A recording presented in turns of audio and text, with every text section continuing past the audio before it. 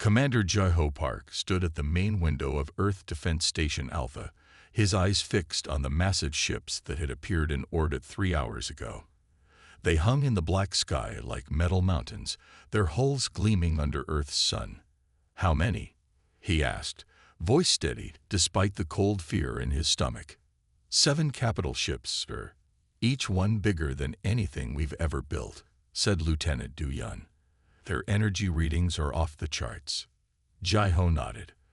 As commander of the United Earth Defense Forces Tactical Division, he had trained for this day. First contact, but not like this, not with ships clearly built for war. The main screen flickered to life. The face that appeared wasn't human. Gray skin, 4 eyes arranged in a diamond pattern, and a mouth too wide for a human face. "People of Earth," the alien said in perfect English, "I am High Commander Vex of the Chiron Empire. Your world is now under our protection. Surrender your military assets and prepare for integration." Jai-Ho stepped forward. "This is Commander Park of Earth. We welcome peaceful contact, but we do not surrender to threats." The alien made a sound like stones grinding together. A laugh. "Commander Park, your species amuses me. Look." The screen split to show one of Earth's defense satellites. A beam of light from the alien ship touched it, and the satellite simply disappeared. "That was 1/1000th of our weapon capability," said Vex. "We have conquered 17 systems, all more advanced than yours." 2 hours later, Jai-Ho sat in the war room with Earth's leaders. The aliens had sent a ship down to talk. The meeting would happen soon. "They're at least 300 years ahead of us technologically," said Dr. Han, Earth's lead scientist. "Their energy weapons, their shields, we have nothing that can touch them." "So we surrender?" asked President Kim. Jai-Ho had been quiet. Before joining the Defense Force, he had been a professor of military history, his specialty, ancient warfare tactics. "No," he said finally. "We find their weakness." "What weakness?" Dr. Han laughed without humor. "Did you see what they did to our satellite?" Jai-Ho pulled up images on his tablet. "Lions," he said. Everyone stared at him. "Lions?" President Kim frowned. "Yes, African lions, Earth's predators." Jai-Ho swiped through pictures of the big cats hunting. "Lions aren't the strongest animals. They're not the fastest, but they hunt prey larger than themselves." "How?" "They use the land. They use patience. They work together. They understand their prey." He looked up at the confused faces. "The Chiron have forgotten something important. They rely completely on technology. But humans, we're still predators at heart." The meeting with the Chiron ambassador took place in a large hall. The alien wore no protective suit, showing their confidence. 6 robot guards floated behind it.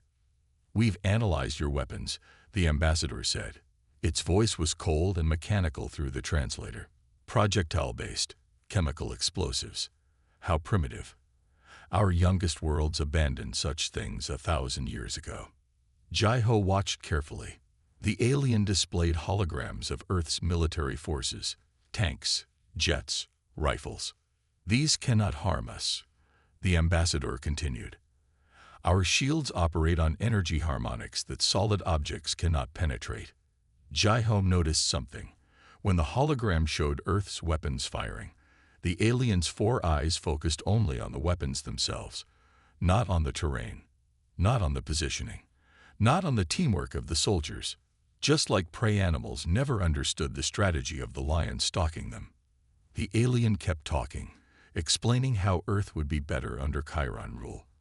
But Jai-Ho was already thinking like a predator.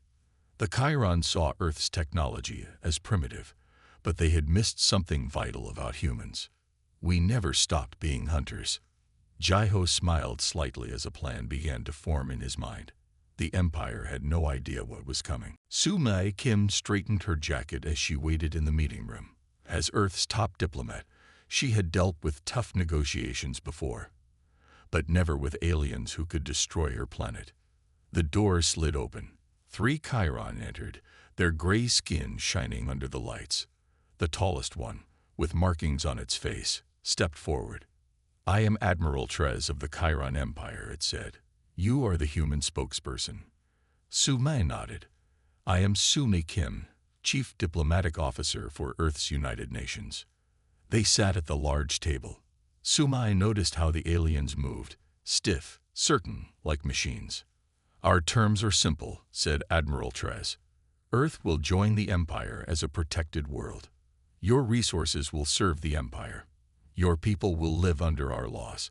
In return, you receive our protection and technology." "And if we refuse?" Su-Mei asked, keeping her voice calm. The alien pressed a button on its wrist. A hologram appeared above the table, showing a planet with deep scars across its surface. This was Nelvar 3. They refused. The aliens' 4 eyes blinked in sequence. They are now a mining colony. Those who survived served the Empire. Su-Mei's heart beat faster, but her face remained neutral. "Perhaps you could tell me more about the Empire's military approach, so we understand what we face." The Admiral seemed pleased by the question. "Proud. The Chiron way is simple. Superior technology wins wars. We attack with overwhelming force. No world has stood against us for more than 60 days. Su-Mei watched as the alien showed holograms of Chiron ships destroying enemy fleets. All the battles were the same: direct attacks, head-on conflicts. "Your military tactics are efficient," Su-Mei said carefully. "Tactics." The Admiral made that grinding laugh sound. "Primitive worlds worry about tactics. When your weapons are superior, you need only point and fire." Su-Mei nodded, but her mind was working quickly. She noticed something important. In every battle, the Chiron fought enemies who fought like them. Direct. Open. No surprise. "May I ask about your ground forces?" Su-Mei asked. The Admiral pressed another button. The hologram showed Chiron soldiers in advanced armor, with floating robot drones beside them.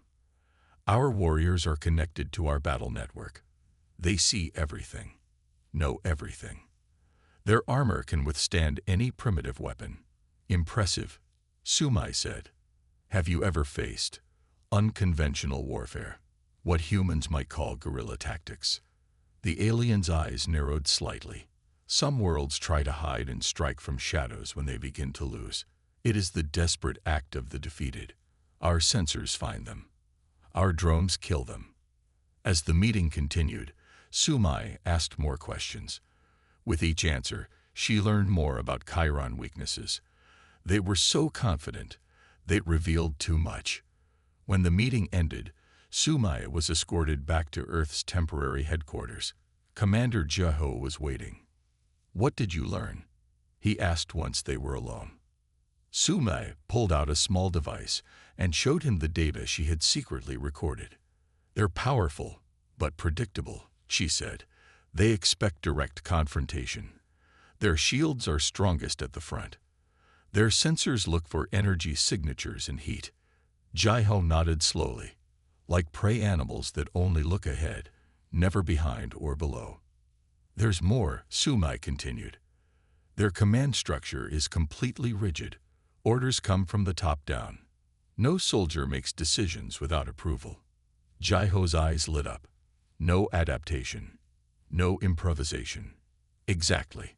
Su-Mei pointed to the data. "And I discovered their communication frequencies, their shield harmonics, their sensor limitations." For the first time since the aliens arrived, Jeho smiled. "They think we'll surrender or fight them directly," he said. "They expect us to be either sheep or wolves." Su-Mei nodded. "But we're neither." "No," Jeho agreed. "We're lions. And lions know how to hunt." The old university hall was dark except for the light from a single projector. 20 people sat around a large table. These were Earth's best military minds, scientists, and strategists. Commander Jeho stood at the front of the room. "Thank you all for coming in secret," he said. "What we discuss here must not reach Chiron ears." He nodded to Su-Mei, who shared the data she had collected from the aliens. The Chiron have given us 7 days to surrender, Jiho continued. They think we have only 2 choices, give up or die fighting. He pressed a button, and an image appeared on the wall. A pride of lions hunting a large buffalo. But we have a third option. Professor Taiwan Lee raised his hand. He was old, with white hair and deep wrinkles, but his eyes were sharp. Before teaching at the university, he had spent 30 years studying hunting techniques in Africa. You want us to think like predators, Taiwan said. It wasn't a question. Jiho nodded. The Chiron have forgotten something important. When a species becomes the top predator for too long, they forget how to deal with threats. He showed more images, lions surrounding their prey, lions attacking from multiple angles, lions using the land to hide their approach. The Chiron expect us to attack them directly, said Jiho. Like this. He showed a diagram of 2 armies facing each other in an open field. But lions don't hunt like that. He showed another image. Lions are patient. They study their prey. They use the land. They attack from places the prey doesn't watch. Sumai stood up. The Chiron shields are strongest at the front. Their sensors look for heat and energy. They expect enemies to use weapons like theirs. So we don't, said Jiho simply. Taiwan nodded slowly. In the African plains, I watched lions take down animals 5 times their size. Not with strength, but with strategy. The room was quiet as everyone understood what Jiho was suggesting. You want us to fight like lions against an enemy with spaceships? Asked General Yoon, his voice doubtful. Yes, said Jiho. And we have advantages the Chiron don't understand. He displayed a map of Earth. This is our territory. We know every mountain, every forest, every city. The Chiron don't. Sumai added, and I'd learned their communication frequencies, their shield harmonics, their sensor blind spots. Jiho looked around the room. I call it Operation Lion's Pride. For the next 3 hours, they planned. Taiwan shared hunting patterns from Earth's top predators. Sume showed the data on Chiron technology. Engineers designed new weapons that wouldn't trigger Chiron sensors. Their weakness is their pride, said Taiwan. They believe they're invincible because of their technology, but any animal can be hunted if you understand its habits. As the meeting ended, Jiho asked everyone to memorize their parts of the plan. Nothing would be written down. Nothing would be sent electronically. The Chiron were listening to all Earth communications. What about the government's peace talks? Asked General Yoon. They continue, said Sumai. The Chiron must believe we're considering surrender. It will make them less careful. Later that night, Jiho stood on the roof of the building, looking up at the Chiron ships visible in the night sky. Taiwan joined him. Do you think it will work? The old professor asked. Lions don't attack with certainty, Jiho replied. They attack with patience, with teamwork, and with knowledge of their prey. Sometimes they fail, but they learn and try again. Taiwan smiled. And humans, we're the most dangerous predators Earth has ever produced, said Jiho. We've just forgotten it for a while. In the darkness, they began to plan the first hunt. Captain Min Soo Choi checked his equipment one last time. No powered armor, no energy weapons, nothing that would show up on Chiron sensors. Just simple tools, special bullets, and the element of surprise. Team ready? He asked the 12 soldiers with him. They nodded. All were dressed in dark clothes made from materials that absorbed heat. All carried weapons that looked old but had been modified with Suma's data about Chiron shield frequencies. They were in a small ship heading toward the moon. The Chiron had set up a base there 3 days ago. It was lightly guarded. Why bother with heavy security against primitives like humans? Remember, Min Soo said, we move like lions. Quiet, patient, strike only when ready. Their ship had no engine lights. It moved on simple momentum, looking like just another piece of space junk. Chiron sensors were looking for energy signatures, not cold, silent objects. As they approached the dark side of the moon, Min-Su saw the Chiron base. It glowed with power, arrogant in its visibility. "They're not even trying to hide," whispered Sergeant Ha. "They don't think they need to." The ship landed silently 3 kilometers from the base. The team put on simple oxygen masks and moved out across the lunar surface. "Stay in the shadows," Min-Su ordered. "Move only when their sensors are facing away." For 2 hours, they crawled across the moon's surface.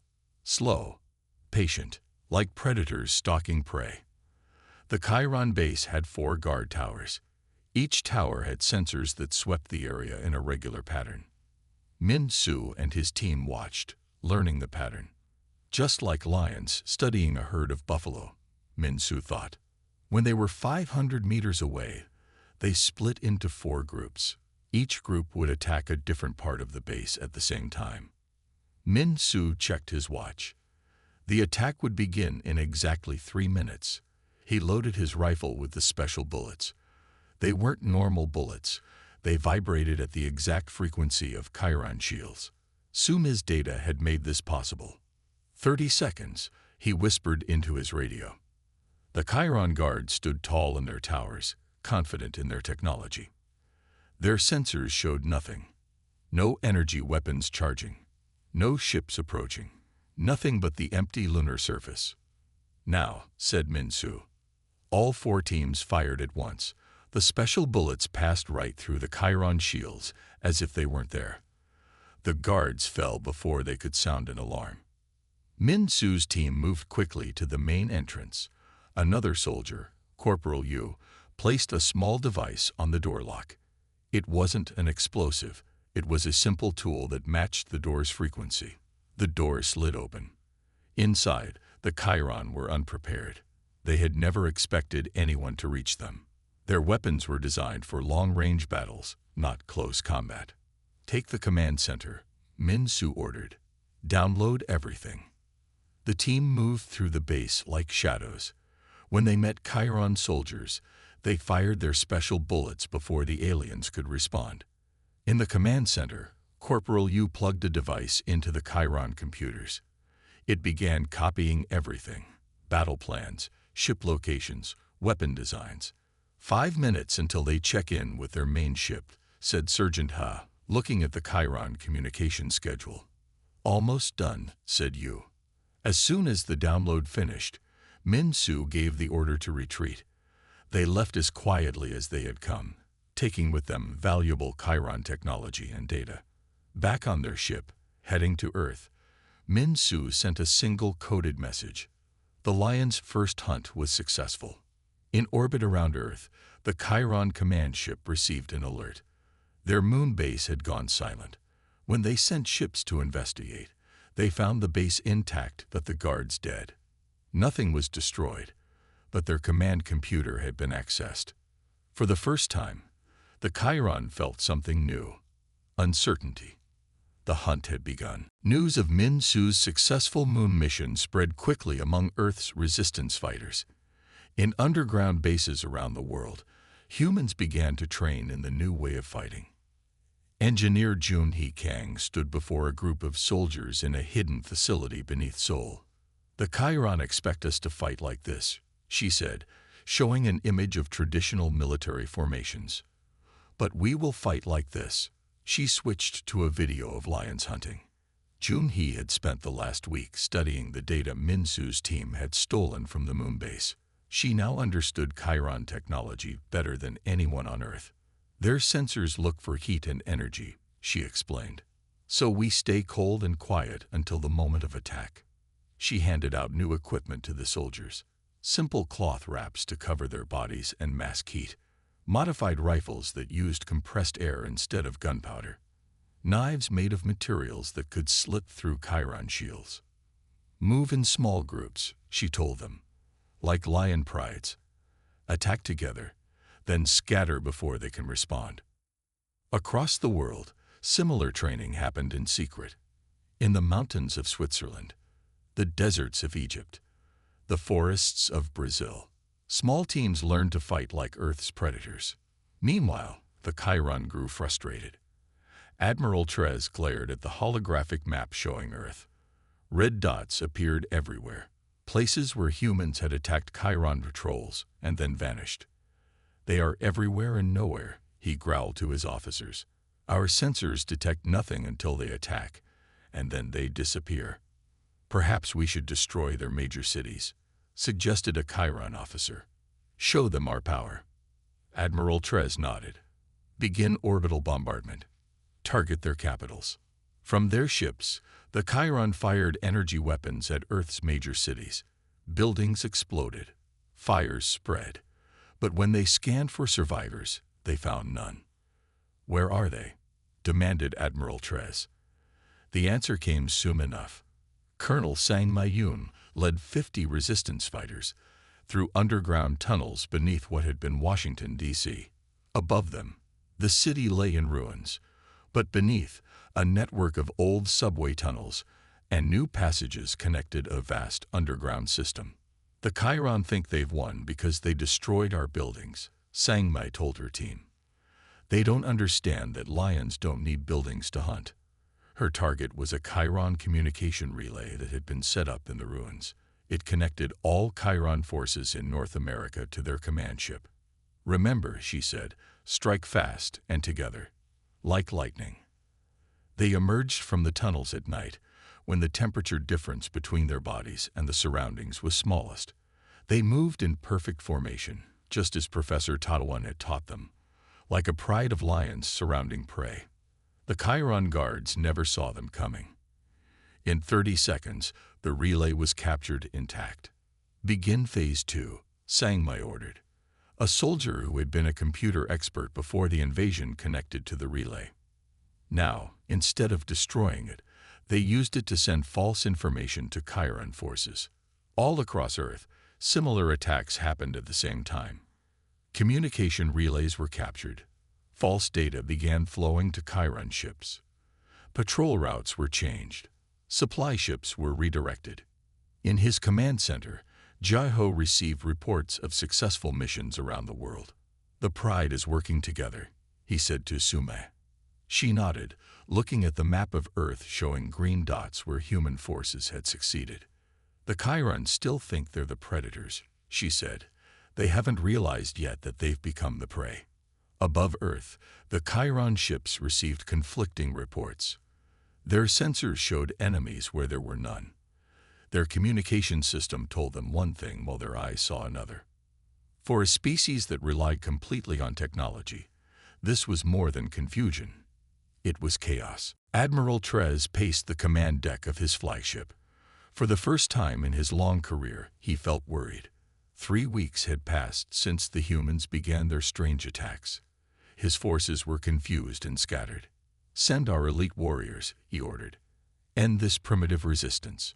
Across Earth, the skies filled with Chiron dropships. Each carried 20 of the Empire's best soldiers. They wore the most advanced armor, carried the most powerful weapons. Their job was simple: find and destroy the human resistance. In the underground command center, Jai-Ho watched the dropships land. "They're sending their best now," he said to the leaders gathered around him. "Now we move to the next phase, Operation Lion's Roar." Sumai looked up from her console. "Are you sure it's time? This will expose many of our positions." Jai-Ho nodded. "The lion must roar before it pounces. It's time to make noise." Across the world, resistance teams received new orders. For the first time, they would not hide. They would not be silent. They would be loud. In what had been Berlin, Captain Hyunwoo led his team into the open. They carried primitive flares and homemade explosives. They set them off in patterns that looked random but were carefully planned. From his hiding place, Hyunwoo watched as Chiron dropships rushed toward the noise and light. Their sensors locked onto the obvious targets. "Now," he said into his radio. 10 kilometers away, the real attack began. Min Su's team, fresh from the moon mission, targeted the Chiron command vehicle that had been left lightly guarded as forces rushed toward the distractions. In cities around the world, the same pattern played out. Loud distractions in one place, silent, deadly attacks in another. But Operation Lion's Roar had a second, hidden purpose. In a small room deep underground, hacker Jin-Woo Park worked at a simple computer. He had been the best cybersecurity expert in Asia before the invasion.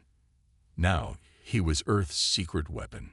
"I'm in their network," he reported to Jai-ho. The distractions worked. They opened all communication channels to coordinate their response. Jin-Woo's fingers flew over the keyboard. He wasn't just gathering information.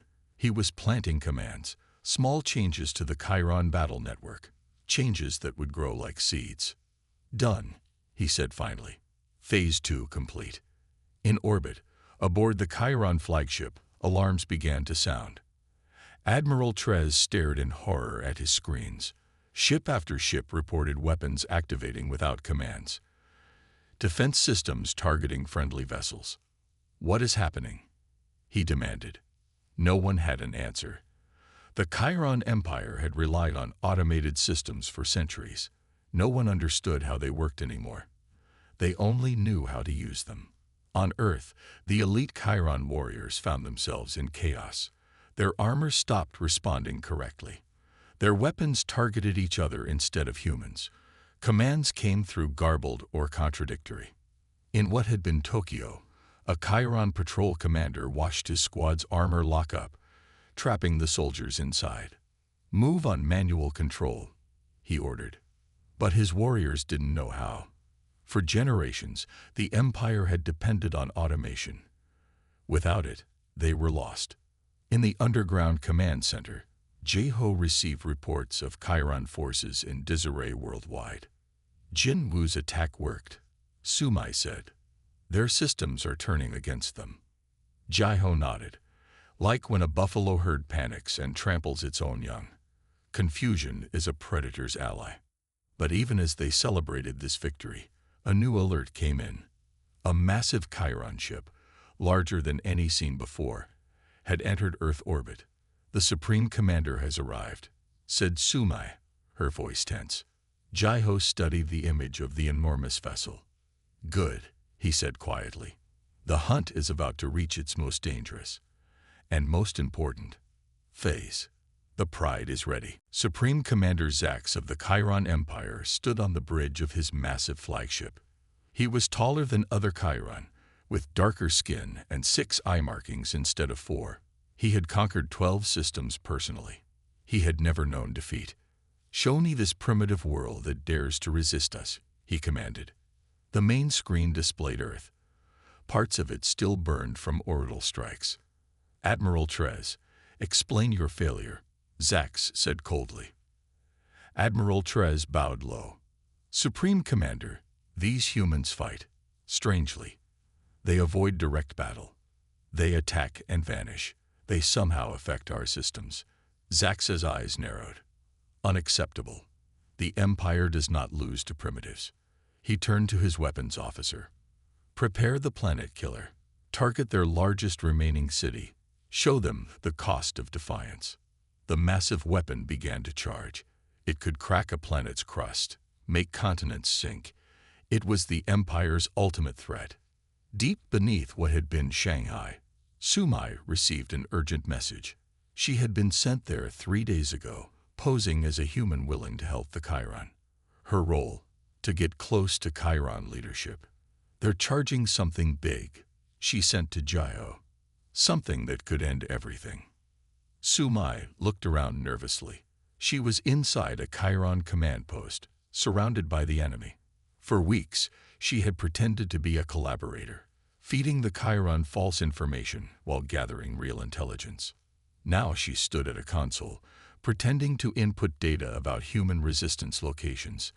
In reality, she was planting a virus in the Chiron's local network, a virus Jin-Woo had designed. A Chiron officer approached her.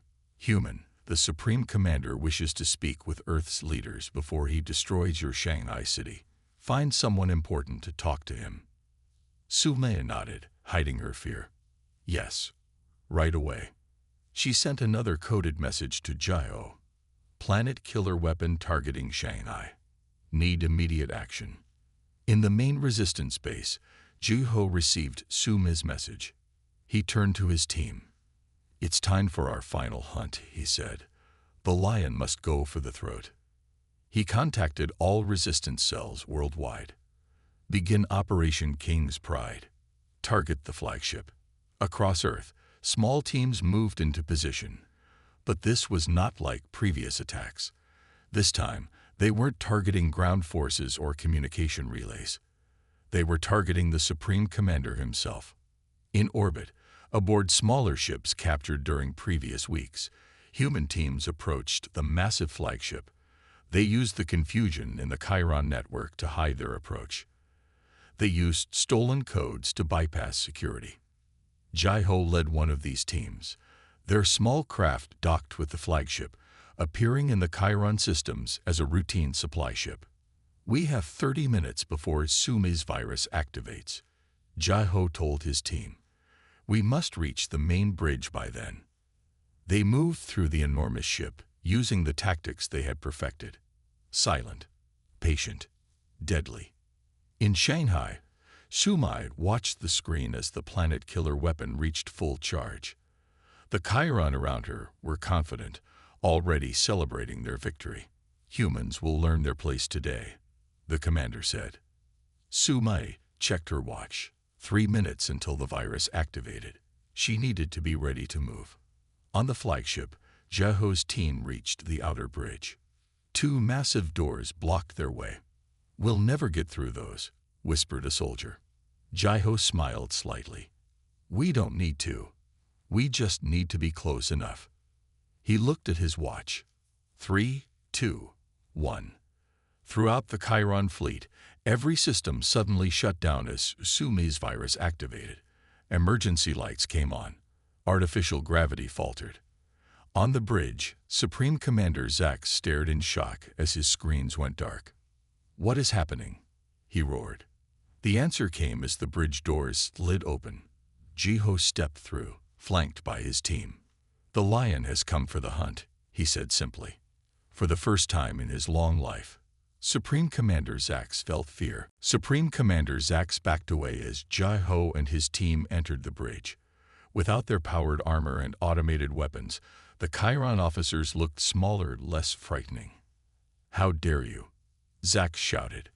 "I command the greatest fleet in the galaxy." Jiho stepped forward. "A fleet that cannot move, weapons that cannot fire, armor that cannot protect." Around them, emergency lights cast red shadows across the bridge. The virus had worked perfectly. Every system was down except basic life support. Zax reached for his personal weapon, but Min-Su was faster. The captain fired a single shot with his special rifle. The bullet passed through Zax's personal shield as if it wasn't there. "That was a warning," said Jiho calmly. "The next one won't be." Across the massive flagship, other human teams moved through the corridors. They weren't destroying or damaging.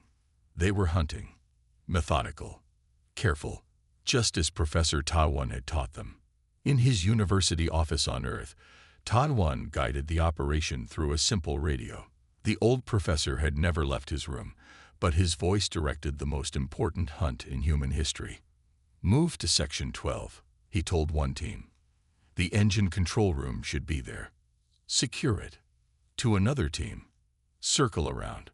Like lions surrounding a buffalo herd, cut off their escape routes." The Chiron had never experienced anything like this. Their training prepared them for grand battles between fleets, not for shadows moving through dark corridors, not for an enemy that fought like predators. On the bridge, Jiho faced Supreme Commander Zax. "Call your forces. Tell them to stand down." "Never," Zax snarled. "Chiron do not surrender." Jiho nodded as if he had expected this answer. "Then let me show you something." He activated a small projector he had brought.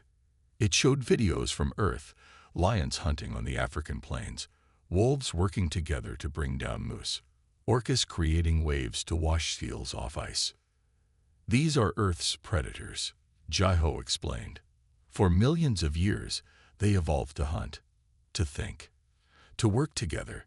Humans watched them, learned from them. became them. Zack stared at the images. Primitive beasts, he said, but his voice held new uncertainty. Yes, Jai-Ho agreed. And they survive because they adapt. They change their tactics based on their prey, while your empire has used the same approach for 1,000 years. Min-Su stepped forward. Your technology made you forget how to hunt, he said. You became lazy predators, and lazy predators become prey.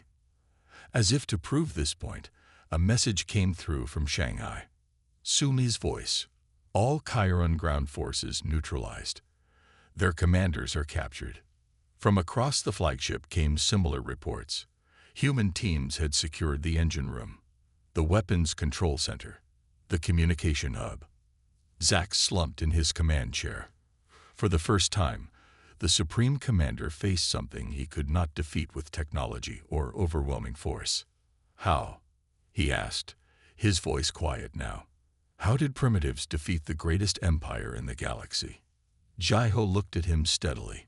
Because you forgot the most important lesson of survival.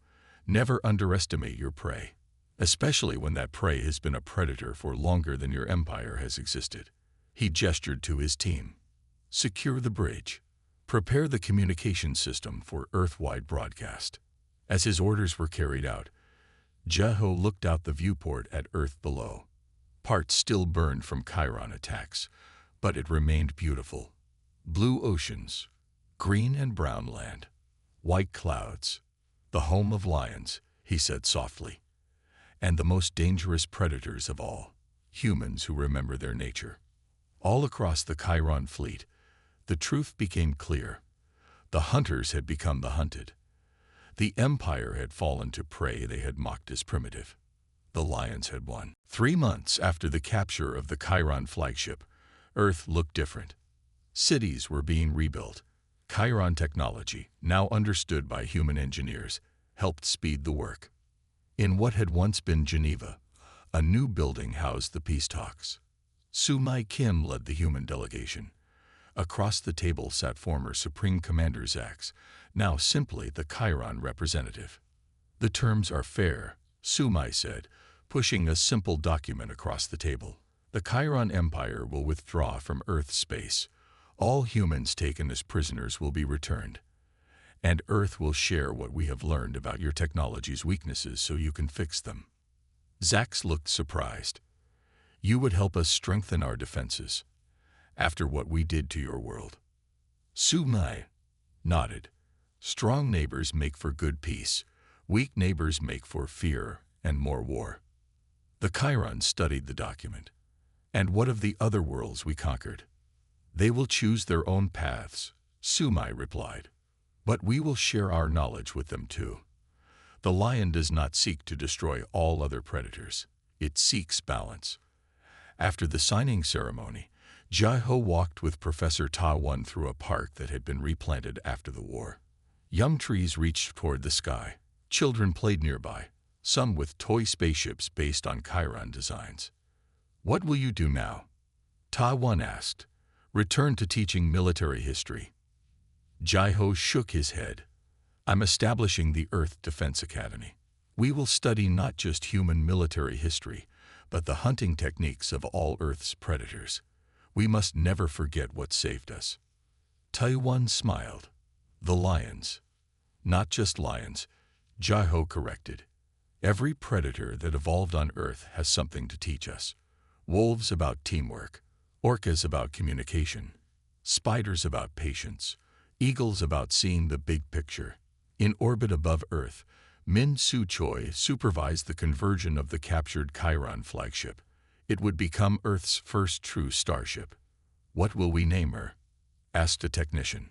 Min-Su looked out the viewport at the stars. Pride, he said simply. Her name is Pride. News spread across the stars. On 17 worlds once conquered by the Chiron, people heard about Earth's victory. They began their own resistance movements, using the same principles. Not fighting with technology alone, but with the wisdom of natural hunters. In a Chiron military academy, young cadets gathered around their instructor. On the wall hung a large painting of African lions hunting.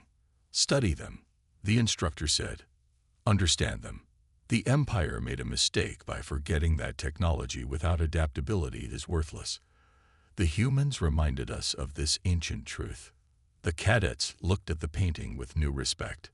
"Will we fight humans again?" one asked. The instructor shook his head. "No. We will learn from them. Already our ships are being redesigned. Our tactics changed. Our thinking expanded. The humans did not destroy us when they could have. Instead, they made us stronger by showing us our weakness." On Earth, people looked up at the night sky with new eyes. They saw not just stars, but potential new worlds to explore, new neighbors to meet, new challenges to face. Jai-Ho stood on a hill overlooking the rebuilt Seoul. Lights twinkled in the darkness below. Above, stars shined in patterns humans had named thousands of years ago. Sume joined him. "The Astronomers Guild has approved a new official constellation," she said. "They're calling it the Lion. It includes the stars of all 17 worlds we helped free." Jai-Ho smiled. "A good name. It will remind us." "Remind us of what?" Sume asked. "That humans were predators before we were builders, hunters before we were thinkers.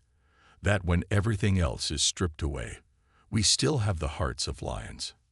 In the night sky, the stars of the Lion constellation seemed to shine just a little brighter than the rest, a reminder that sometimes the oldest wisdom is the most powerful. The Empire had mocked Earth's primitive tactics. Then came the lions.